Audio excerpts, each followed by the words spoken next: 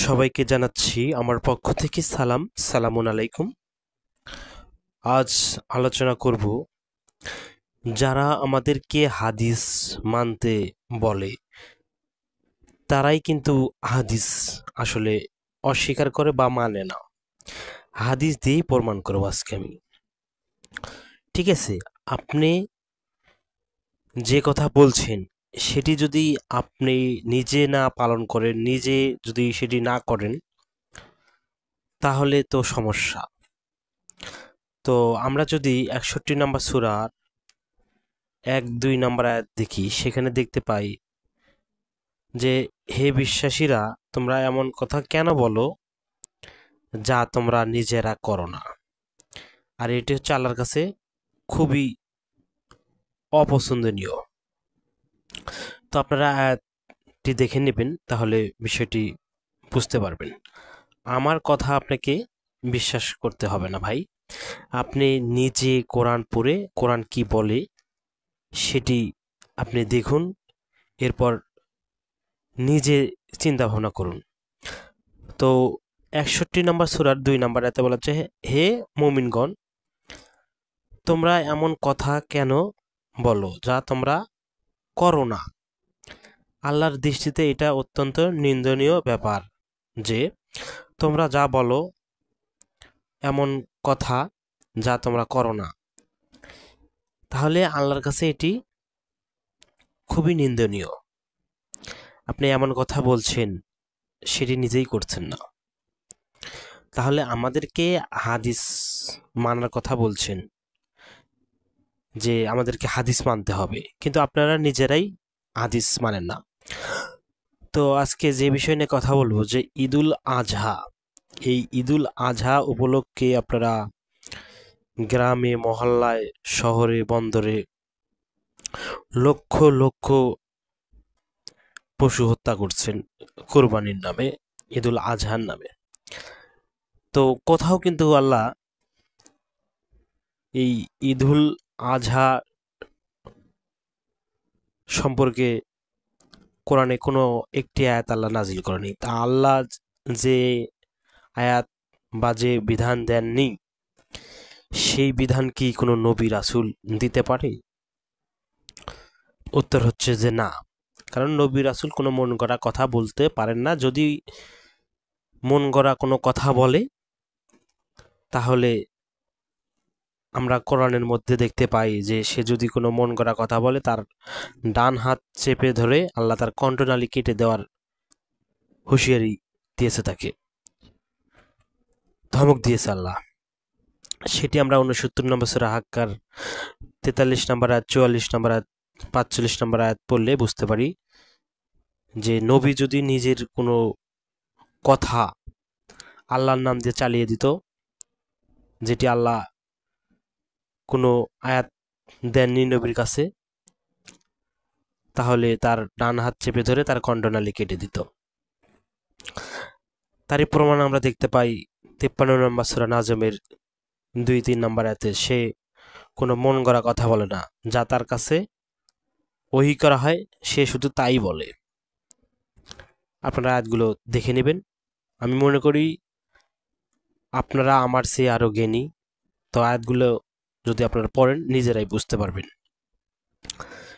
তো সেটি আবার রাসূল নিজেই মানুষদেরকে আল্লাহর নির্দেশ অনুযায়ী, আল্লাহর আয়াত অনুযায়ী বলেছেন। 6 নম্বর সূরা আনামের 19 নম্বর আয়াতে, আমার প্রতি এই কোরআন ওহী করা হয়, আমি এ দিয়ে তোমাদেরকে সতর্ক করি আর যাদের কাছে এই কোরআন পৌঁছে। রাসূলকে আল্লাহ ফাযাক্কিল বিল কোরআন দিয়ে মানুষকে উপদেশ দিতে বলেছে। 50 নম্বর সূরার 45 নম্বর আয়াত কষ্ট করে একটু দেখুন, তাহলে আপনি বুঝতে পারবেন। তো আসুন আমরা হাদিস দেখি যে তারা যে হাদিস মানার কথা বলে, তারা কি সেই হাদিস আসলে মানে? তো আমরা বুখারী শরীফের 2155 নম্বর হাদিসটি দেখব। তো এই হাদিসটি অনেক বড়, তো আপনারা যদি শেষের দিকে একটু লক্ষ্য করেন, সেখানে দেখবেন তো মসজিদে নববীতে দাঁড়িয়ে আল্লাহ তাআলার যথাযথ প্রশংসা বর্ণনা করেন। অতঃপর বললেন, লোকদের কি হলো যে তারা এরূপ সত্য আরোপ করে যা আল্লাহর কিতাবে নেই। কোনো ব্যক্তি যদি এমন সত্য আরোপ করে যা আল্লাহর কিতাবে নেই, তা বাতিল, যদিও সে শত শত সত্যারোপ করে। আল্লাহর সত্যই সঠিক ও সুদৃঢ়। তো আমরা এই হাদিসটিতে দেখলাম যে রাসূল মসজিদে নববীতে দাঁড়িয়ে আল্লাহর প্রশংসা করে বললেন, লোকদের কি হলো যে তারা এমন সত্য আরোপ করছে যে আল্লাহর কিতাবে নেই। তারা যদি শত শতবারও সেটি সত্য জুড়ে দেয়, সত্য আরোপ করে যে আমাদেরকে এটা করতেই হবে, আর সেটি যদি আল্লাহর কিতাবে না থাকে সেটি কিন্তু বাতিল বলে গণ্য হবে। আপনারা যে হাদিস মানতে বলেন সেই হাদিস থেকেই আপনাদেরকে আমি পড়ে শোনালাম। তো এই হাদিসটি কি আপনারা মানেন? আসুন দেখি আপনারা মানেন কি না। হাদিসের দলিল আমি আপনাদেরকে দিব না, কিন্তু আপনাদের কার্যকলাপ দেখে আপনারা মানুষদেরকে বোঝাচ্ছেন যে হাদিস আমাদেরকে মানতে হবে, কিন্তু আপনারা আসলে হাদিস মানছেন কিনা এই জন্য আমি আপনাদেরকে হাদিসের দলিল আপনাদের জন্য দিলাম। হাদিস কিন্তু আমার দলিল না, কারণ সূরা আনকাবুতের ৫১ নম্বর আয়াতে আমাকে আল্লাহ একটি প্রশ্ন ছুড়ে দিয়েছে যে এই কিতাব কি তাদের জন্য যথেষ্ট নয়? আমি তাদের মধ্যে পড়ি, আমি আয়াতটি বিশ্বাস করি মনে প্রাণে, আর আমি মুসলিম, আল্লাহর কাছে আত্মসমর্পণ করেছি, আমি তাদের মধ্যে পড়ি।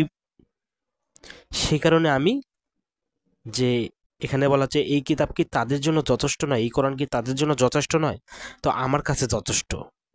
কোরআন হচ্ছে পরিপূর্ণ বিধান, আল্লাহ কোনো কিছু বাদ দেননি। সূরা আনামের ৩৮ নম্বর আয়াতেও আমরা দেখতে পাই, ৫ নম্বর সূরা মায়েদার ৩ নম্বর আয়াতেও দেখতে পাই যে আজকে আমি তোমাদের জন্য দিনকে পূর্ণাঙ্গ করে দিলাম, তো আমার জন্য যথেষ্ট। তো আপনারা যেহেতু হাদিস মানেন, তো আসলে আপনারা হাদিস মানেন কিনা সেটি আমরা দেখানোর চেষ্টা করছি। তো এখানে যা আল্লাহর কিতাবে নেই সেটি যদি আপনি শত শতবারও বলেন যে এটি আমাকে পালন করতে হবে, সেটি কখনো গ্রহণযোগ্য হবে না, সেটি ইসলামের কোনো দলিল হবে না।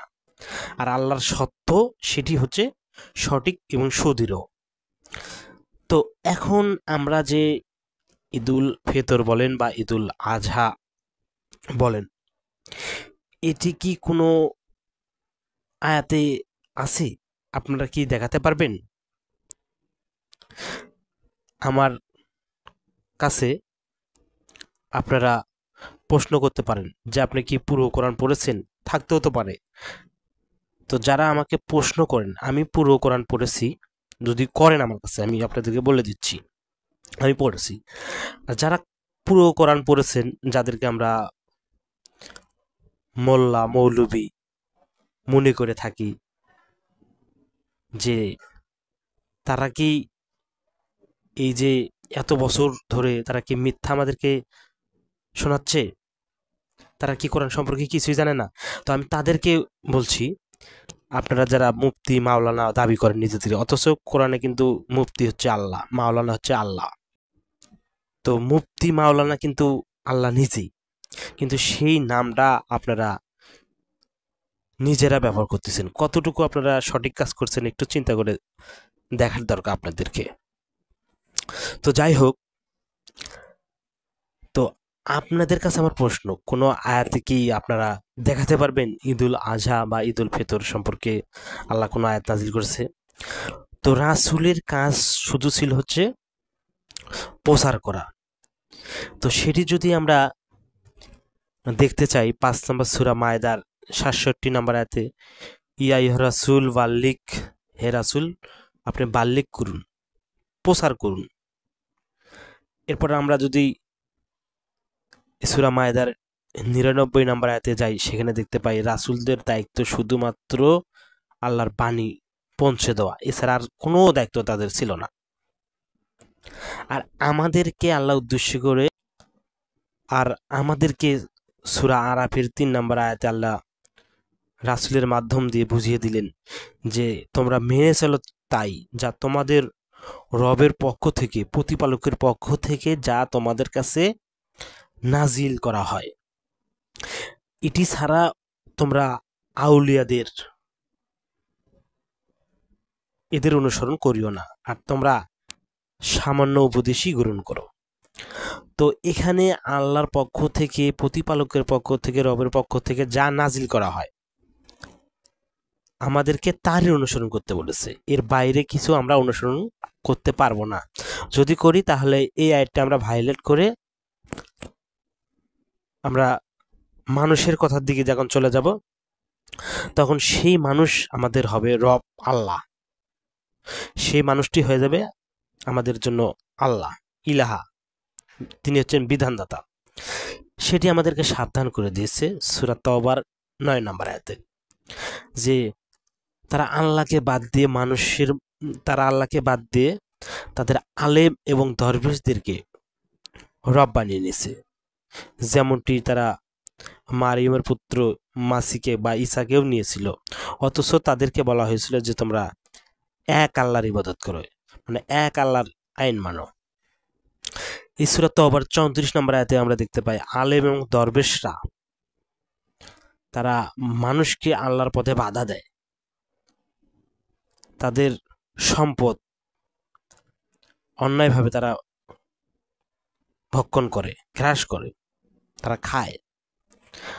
তো এখানে স্পষ্ট করে আল্লাহ জানিয়ে দিলেন আমাদেরকে আলেম এবং দরবেশরা আল্লাহর পথে বাধা দেয় আর তাদের ধন সম্পদ তারা অন্যায়ভাবে খায়। এরপরেও যদি আপনি না বোঝার ভান করে থাকেন, তাহলে আপনার জন্য কি হবে আপনি একটু চিন্তা করে দেখুন। আপনি কিন্তু আল্লাহর কাছে অঙ্গীকার করেছেন।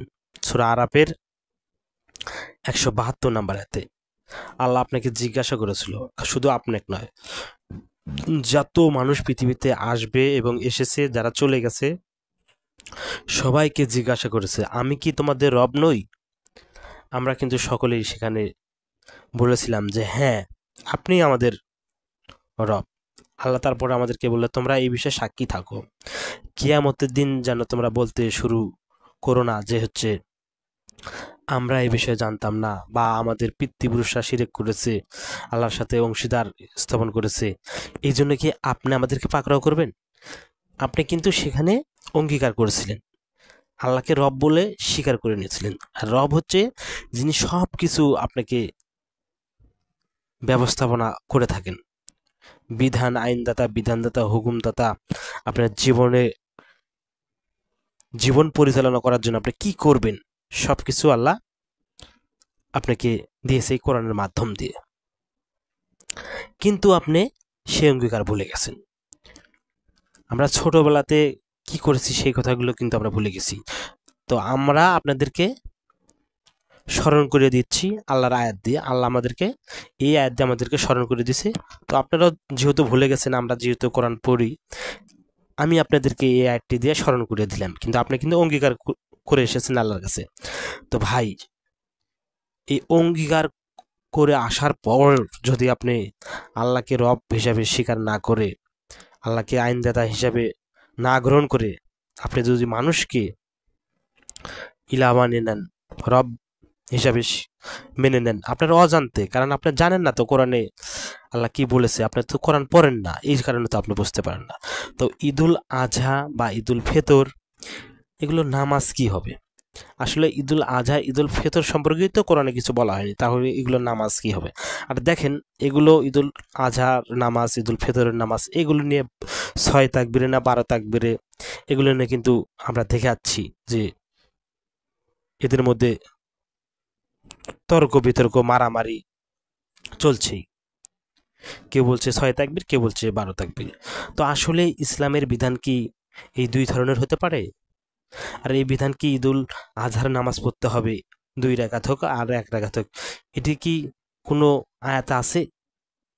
আর রাসূল তাহলে কিভাবে বলতে পারেন? রাসূল তো আমরা দেখলাম কোরআনের সূরা নাজমের যে সে তার মন গড়া কোনো কথা বলে না, যা তার কাছে ওহী করা হয়।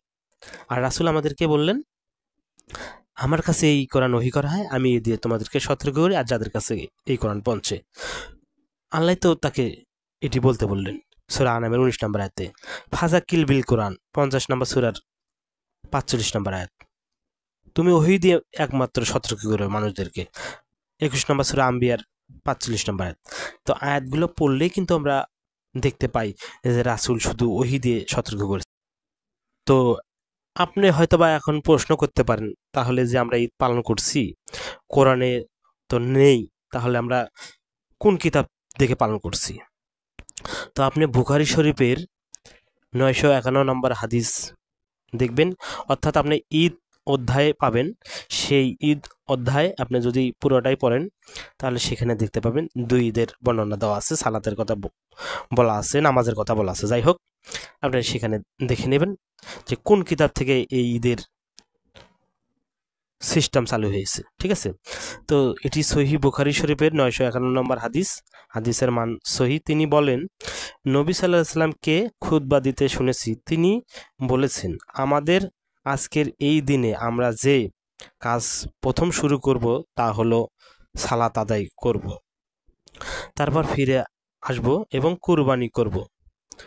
তাই যে এরকম করবে সে আমাদের রীতি সঠিকভাবে পালন করল। এই হাদিস আপনারা আরো দেখতে পারেন 956 নম্বর হাদিস। তো সেখানেও কিন্তু বলা আছে একই কথা। আরও যদি আপনারা দেখতে চান 965 নম্বর হাদিস, এই হাদিসগুলোতে আপনারা পাবেন যে নবী সাল্লাল্লাহু আলাইহি সাল্লাম নাকি বলেছেন যে আজকের এই দিনে আমাদের প্রথম কাজ হলো সালাত আদায় করব, তারপর আমরা ফিরে আসব এবং কুরবানি করব।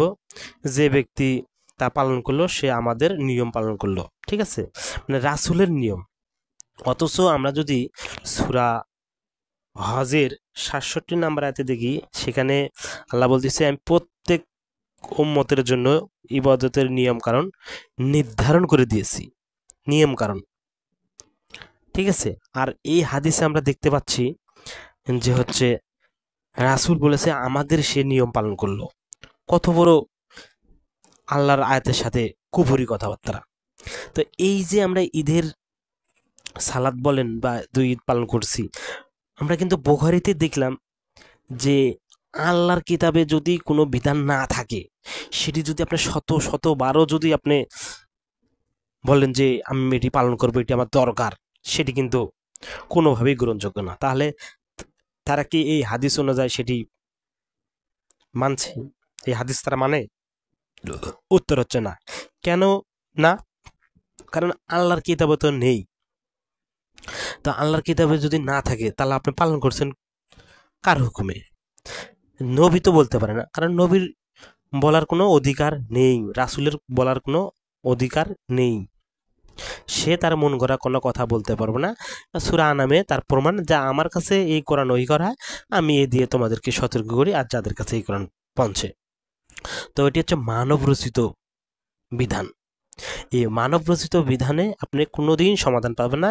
এই জন্য আমরা দেখতে পাই যে 6 তাকবীর না 12 তাকবীর এ নিয়ে চলছে মারামারি, কামড়াকামড়ি হুজুরদের মধ্যে। তা আমরা আর কি বলবো ভাই? তারাই তো হাদিস মানে না। যে হাদিস তারা তৈরি করেছে সে হাদিস তারা নিজেরাই মানে না। এই হাদিসগুলো নিয়ে একটু চিন্তা ভাবনা করলে আপনি হয়তো বা বুঝতে পারবেন। তো নবীর শত্রু ছিল জিনদের মধ্যে এবং মানুষদের মধ্যে, সেটি কিন্তু আল্লাহ আবার আমাদেরকে জানিয়ে দিয়েছে। এই সূরা আনামের 112 নম্বর আয়াত যদি আপনারা পড়েন তাহলে বুঝতে পারবেন। তো আমরা আজকে দেখানোর চেষ্টা করলাম যে আসলে তারা হাদিস মানার কথা বলছে, তারা আসলে নিজেরাই হাদিস মানে না, তারা নিজেরাই হাদিস অস্বীকার করছে, আর মানুষদেরকে ফতোয়া দিচ্ছে যারা হাদিস মানে না তারা হচ্ছে কাফের, তারা হচ্ছে আহলে কোরআন। তো সকলে ভালো থাকবেন, সুস্থ থাকবেন, সকলকে ধন্যবাদ। সালামুন আলাইকুম।